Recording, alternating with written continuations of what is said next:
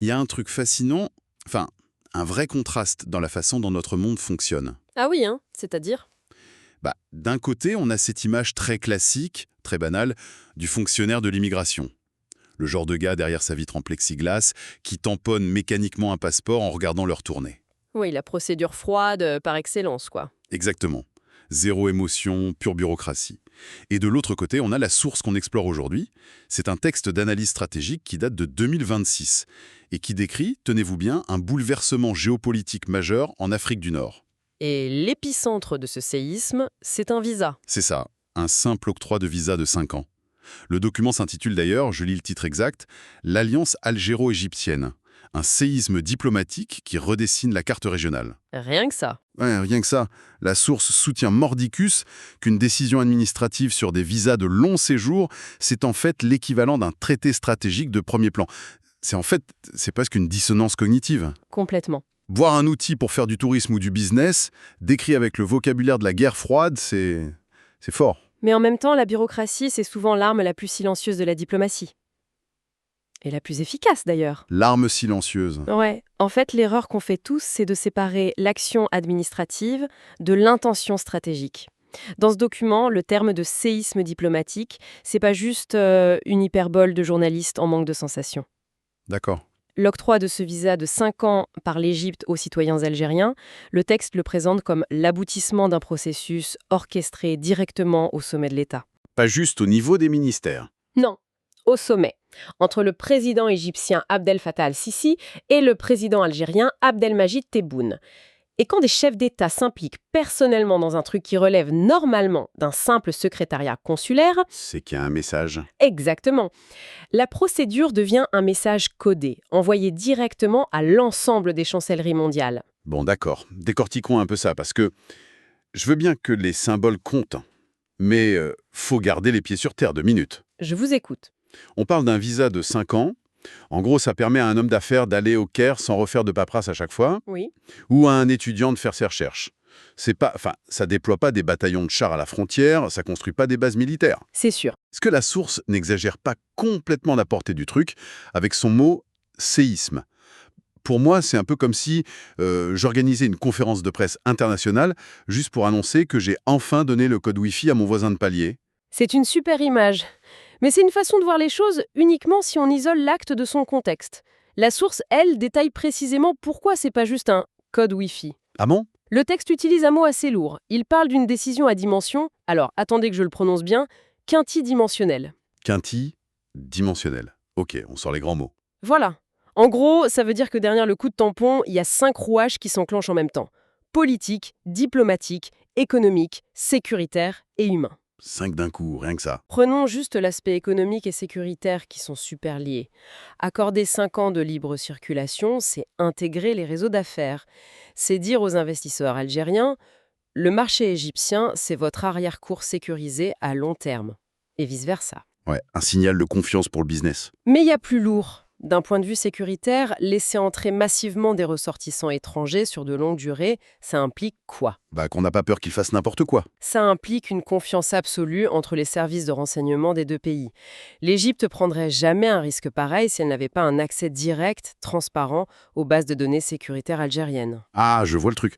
Le visa, c'est juste la partie émergée de l'iceberg. C'est la preuve publique d'une intégration invisible et très profonde des appareils d'État. Donc, si je vous suis, le visa fonctionne comme une sorte de cheval de Troie inversé, en fait. Comment ça?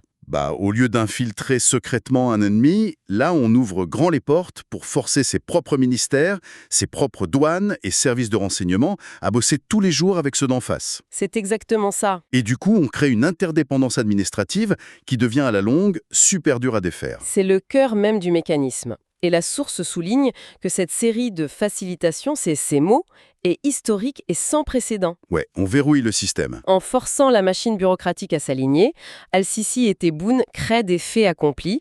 Vous savez, un traité politique, ça peut être déchiré du jour au lendemain par un nouveau gouvernement. Un coup de tête et c'est fini, ouais. Mais quand des milliers d'entreprises, de familles et surtout des accords de partage de données sont imbriqués sur 5 ans, faire marche arrière, ça coûte atrocement cher. Économiquement et socialement. Voilà, le côté séisme vient de là. L'axe Le Caire-Alger modifie la structure de la région, pas en tapant du poing sur la table, mais par un enchevêtrement bureaucratique volontaire. Et irréversible. C'est une stratégie de l'enlisement positif en quelque sorte. On s'enchaîne l'un à l'autre pour la bonne cause. Oui, c'est une bonne façon de le formuler. Mais du coup, et c'est là que ça devient vraiment intéressant, parce que si cette alliance est si solide, si naturelle que ça, il y a un vrai paradoxe dans la suite du texte. Lequel? Toute la deuxième partie du document, elle justifie cette annonce en l'opposant de manière assez agressive à un troisième acteur. Ah oui, le volet narratif. Voilà. La source présente ce rapprochement comme une, je cite le texte, une gifle magistrale donnée en réponse aux mensonges et à la désinformation du régime marocain. Oui, le vocabulaire est très chargé. Très. Et d'ailleurs, il est hyper important de faire une pause ici pour préciser à ceux qui nous écoutent qu'on n'adopte absolument aucune position politique là-dedans. Tout à fait. Notre rôle, c'est de décortiquer les arguments de la source, pas de les valider. Voilà, neutralité absolue. On analyse la mécanique du texte. Et ce texte affirme que le Maroc aurait orchestré une campagne pour faire croire à des tensions entre le Caire et Alger pour isoler l'Algérie. Et que ce visa, c'est l'arme fatale pour détruire ce récit. C'est l'argumentaire du document, en effet. Mais ma question c'est, si l'alliance est si inébranlable que ça, pourquoi ils ressentent ce besoin viscéral de réagir à des rumeurs? Enfin, je veux dire, une vraie puissance, ça ignore les ragots, non? On ne construit pas une politique d'immigration sur 5 ans juste pour donner une gifle médiatique à son voisin. En géopolitique classique, peut-être, mais dans la géopolitique de l'ère de l'information en 2026, ignorer un récit hostile, c'est prendre le risque qu'il devienne la réalité. Comment ça? La perception, aujourd'hui, c'est une infrastructure critique, au même titre qu'un port en eau profonde ou une centrale électrique. Si les marchés financiers, les investisseurs internationaux ou les chancelleries commencent à croire, à cause d'une rumeur, que l'axe Égypte-Algérie se fissure, Ça a des conséquences réelles. immédiate. Le calcul du risque change pour toute la région nord-africaine, les primes d'assurance maritime grimpent, les investissements étrangers sont mis sur pause et les pays rivaux commencent à tester des frontières. Ah oui, l'effet domino. Donc, le document montre bien que les deux pays ne voient pas ça comme un simple ragot. Ils voient ce récit comme une attaque asymétrique pour fragiliser leur posture. Et donc, le texte suggère qu'on ne répond pas à une énorme campagne de désinformation par un bête communiqué de presse qui dit « mais non, tout va bien ». Parce que personne ne lit les communiqués de presse. Exactement, et personne n'y croit. On y répond par un acte administratif lourd qui rend la rumeur matériellement impossible. C'est ça. Le document utilise l'idée d'une concordance totale des visions. Et ça, il faut le traduire dans le monde physique. Le récit adverse disait « l'axe est brisé ». Et la riposte, c'est pas de dire « ah, on est copains ». Non, la riposte, c'est de dire « on se fait tellement confiance qu'on ouvre nos frontières pour une demi-décennie ». Le visa agit ici comme un signal coûteux. Un signal coûteux. C'est un concept de théorie des jeux, ça, non? Oui, c'est une action qui demande un tel niveau d'engagement ou de sacrifice qu'elle ne peut techniquement pas être un bluff. Assumer un tel risque sécuritaire ensemble, ça annihile instantanément le récit de la division. C'est brillant, d'un point de vue stratégique. Mais ça montre aussi une faille, je trouve. Laquelle? Utiliser la diplomatie de cette façon, c'est quand même admettre que cette fameuse guerre des récits fait d'énormes dégâts. C'est vrai, c'est une forme de vulnérabilité. Le texte s'attarde beaucoup sur la volonté supposée du Maroc et d'autres acteurs de vouloir isoler l'Algérie. Et en se liant à l'Égypte avec autant de ferveur, l'Algérie trouve une porte de sortie magistrale. C'est vraiment le vieux concept de l'ennemi commun qui cimente l'amitié, quoi. Oui, le classique. Mais du coup, ça pose une vraie question sur la nature du duo. Est-ce que c'est juste une alliance de circonstances, pondue en réaction à une pression externe, ou est-ce que ça va plus loin en 2026? Eh bien, le document anticipe cette question et c'est pour ça qu'il glisse vers des concepts beaucoup plus lourds. On passe au niveau supérieur. Voilà. La source affirme que l'Égypte et l'Algérie forment désormais, je cite, le pôle leader le plus stable de la région. Rien de moins. Et pour prouver que c'est pas juste un coup de com' médiatique, le texte dévoile qu'ils mettent en place une coopération sécuritaire et un échange de renseignements de très haut niveau.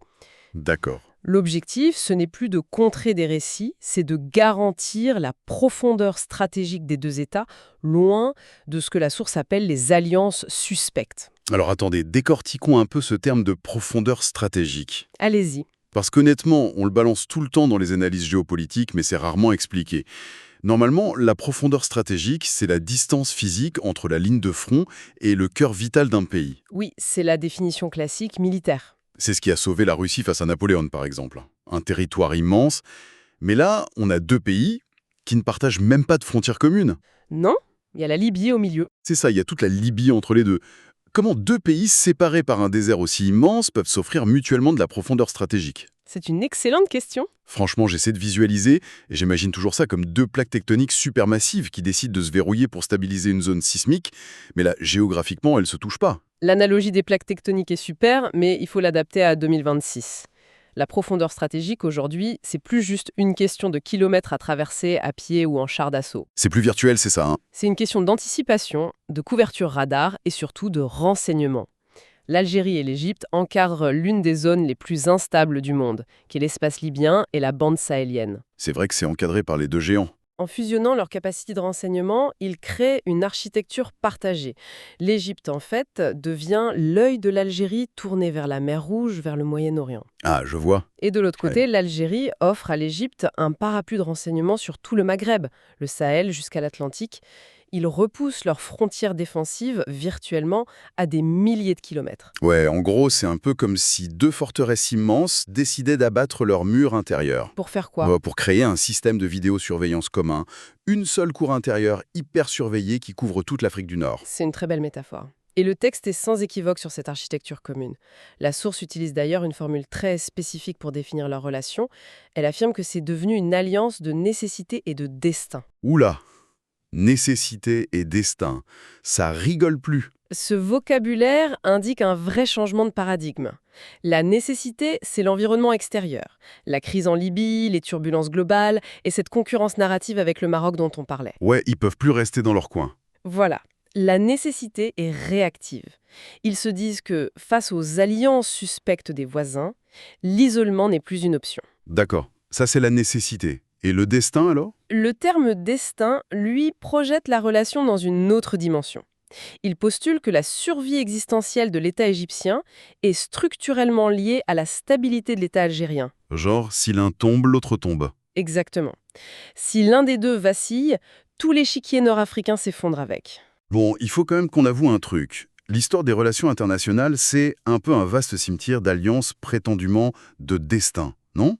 C'est pas faux. On a vu des traités d'amitié éternels finir en guerre ouverte en moins de 10 ans.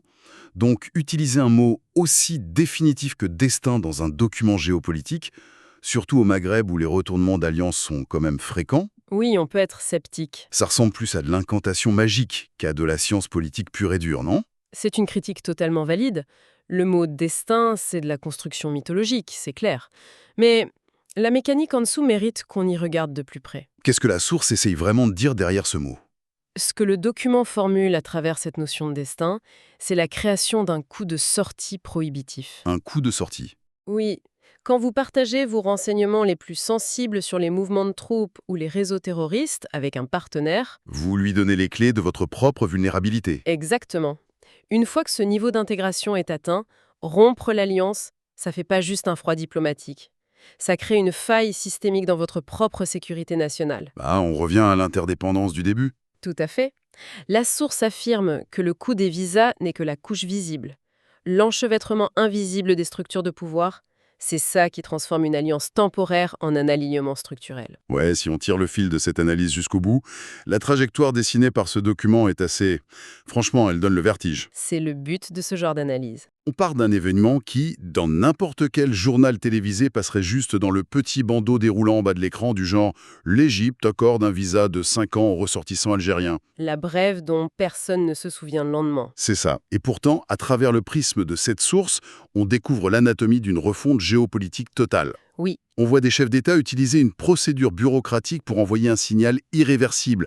On assiste à une guerre de récits où on combat la rumeur par des actes administratifs impossibles à falsifier. c'est du concret. Et par-dessus tout, on voit comment un tampon sur un passeport cache en fait un partage de renseignements massif pour étendre la couverture stratégique de deux géants. La bureaucratie comme machinerie stratégique. Ça prouve vraiment que dans les hautes sphères de l'État, la décision la plus aride, la plus procédurale, c'est souvent la plus complexe. Et ça souligne à quel point il faut apprendre à lire entre les lignes. L'intégration régionale en Afrique du Nord en 2026, selon ce texte, elle se fait pas avec des grands discours à l'ONU. Non, elle se fait dans les bureaux. Elle se fait par la synchronisation méthodique des appareils d'État. Ce qui pousse d'ailleurs à une réflexion plus globale pour nous tous. C'est-à-dire? On peut se demander si une simple modification de règles de visa est en fait la signature d'une nouvelle architecture sécuritaire pour un continent entier. Qu'est-ce qu'on rate d'autre? Exactement.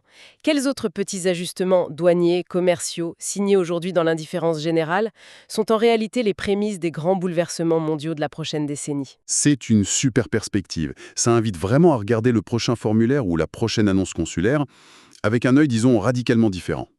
La bureaucratie est peut-être monotone, mais elle est rarement innocente. C'est une certitude.